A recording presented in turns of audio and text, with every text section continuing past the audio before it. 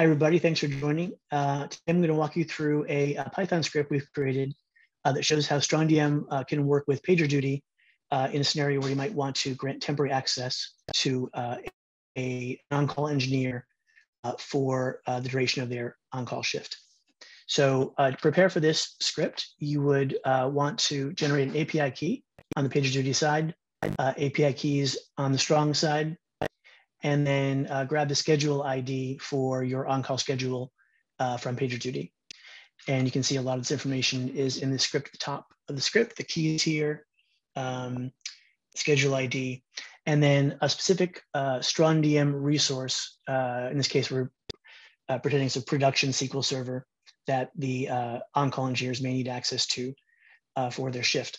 So I won't go through the script in great detail, but just really quickly, we contact PagerDuty, an SDK, and then we grab the engineer information, and then we match that against the users in strongDM. And then if we find a matching user, we grant access to the named resource. So I'll run that really quick.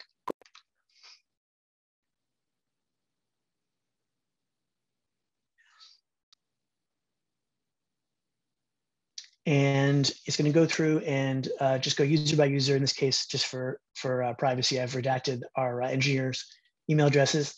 You'll see that it'll catch some errors and otherwise succeed in the grant. So in this case, this user is already on shift, so temporary grants must be in the future. And for other users we've seen, the grant succeed. And I'll show you quickly how that looks in the strongDM admin UI. So here is a list of our colleagues, and you can see these temporary grants here